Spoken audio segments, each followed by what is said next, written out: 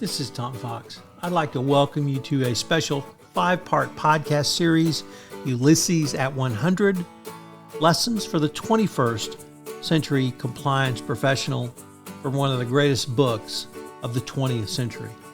Matt Kelly once challenged me to write a blog post for Bloomsday. He was well aware of my great love for James Joyce's magnum opus, so I accepted the challenge.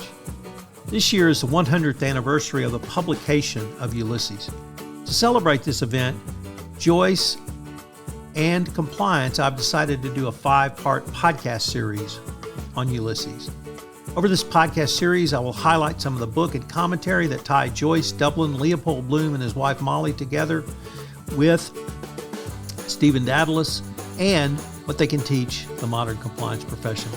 I hope you'll join me in this short celebration and trip through Dublin, 1904, in this 100th anniversary of Bloomsday.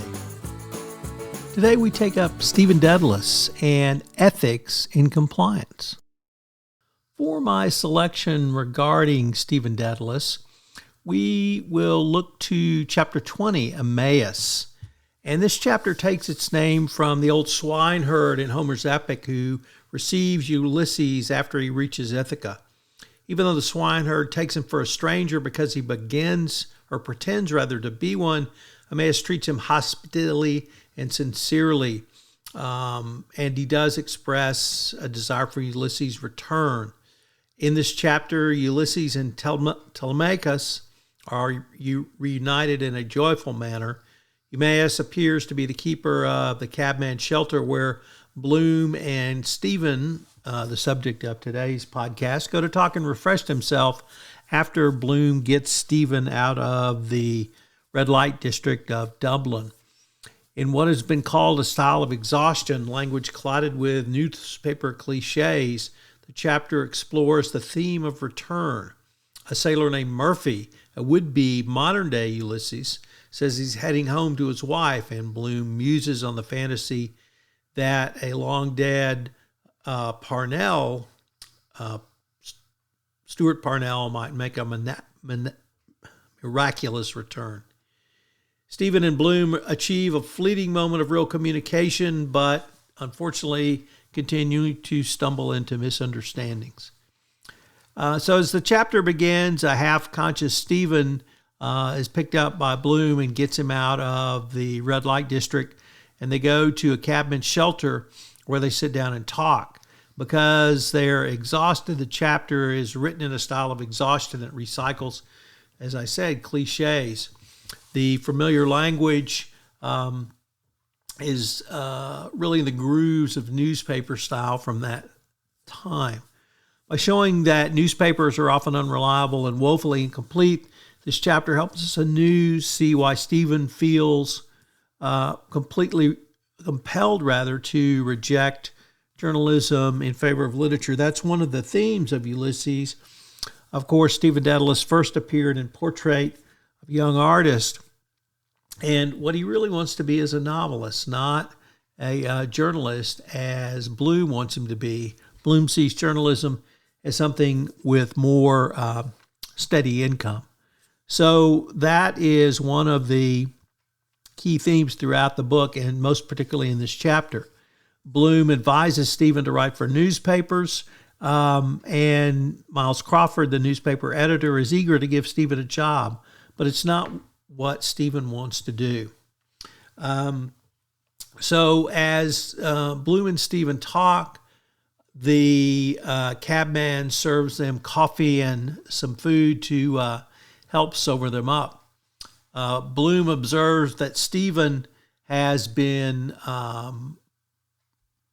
victimized by desertion, just as Parnell was politically usurped by his own party who deserted and betrayed him, of course leading to the disastrous situation of the Irish Civil War some 30 years after Parnell had come very close to home rule. And that's another one of the themes in this chapter is Parnell, home rule, the politics of Ireland in the early 1920s, although once again, Bloomsday is June 16, 1904.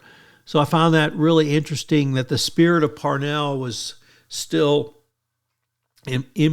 impact in place, and something that was vibrantly thought of, to the point where Joyce continually references this throughout the book. And if you're a student of Irish history, you certainly know the disaster that befell Ireland because of Parnell falling due to his affair with Katie O'Shea, and Home Rule not being passed till 1914, and then suspended because of World War I. The conversation continues with really a clearly of a scene between Ulysses and Telemachus, and that's Stephen and Bloom. At the beginning of the chapter, or rather, as Bloom takes care of Stephen, Stephen thanks him, and as the conversation continues, it's not that it becomes more disjointed, but clearly there's some misunderstandings going on. So, for instance, Bloom is a lover of food, but he's stunned to find out Stephen has not had dinner for 24 hours. Stephen asks Bloom to seek Boylan's help. Boylan, who is having an affair with Molly Bloom, Stephen's wife. Bloom misunderstands Stephen's word simple as he applies it to the soul. And then, in a really interesting passage, Bloom urges Stephen to become a singer rather than a writer.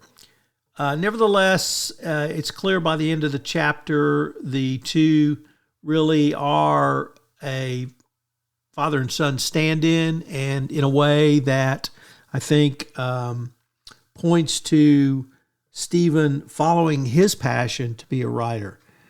And I guess that's the theme I got out of this, is the ethics of Stephen in following his passion. And obviously one of the themes I've tried to get across in this podcast series is around my passion for compliance, and indeed many compliance professionals' passion for compliance. And that leads us to our compliance quote of the day. Our compliance quote of the day comes to us from Lisa Fine. Quote, "I am passionate about compliance because I think compliance provides guidance on how to make ethical decisions and do the right things. It helps us understand and think about the gray areas and helps organizations to become better corporate citizens." And that really seems to me to be one of the key themes for Stephen Daedalus in this book, as a way to become a better citizen, not simply of Dublin and not simply of Ireland, but really the world. And by following his passion, he is able, I think, to engage in that. And most of the listeners to this podcast, and indeed compliance professionals, I feel like, are passionate about compliance. But what Lisa, and the reason I wanted to use Lisa's quote, was she focused on the ethics. And compliance and ethics are sometimes put together. They used to be a little more ubiquitous, and now I think the ethics part is either dropped from compliance or separated out from compliance. And that's a part of your job as a compliance professional. The Department of Justice has said that the compliance professional is the bearer and keeper of institutional justice and institutional fairness within an organization. And you, as a compliance professional, are a part of that. So that, to me, is directly within the ambit of ethics. With the Department of Justice now reviewing corporate culture, I think they're going to be looking to see if institutional justice and institutional fairness exist in an organization. And that's going to be your role as a compliance professional. I love the way Lisa spoke about being good corporate citizens and really helping make the corporate world a better place, obviously echoing Christy Grant Hart as well. This is Tom Fox again. Thank you for listening to this episode of Ulysses at 100, Lessons for the Compliance Professional. I hope you will join me tomorrow for another episode in this series. But more importantly, I hope you will take a look at James Joyce's work, Ulysses. If you happen to be a Ulysses lover like I am, I wish you would post a comment in either iTunes or on a Compliance Podcast Network or Megaphone or wherever you listen to this, or contact me at tfox@tfoxlaw.com. I'd like to explore your love of Ulysses and perhaps have you on a podcast to talk about what it means to you. We're going to be taking a look at this from compliance and leadership angles, so I hope you will join me for another episode of Ulysses at 100.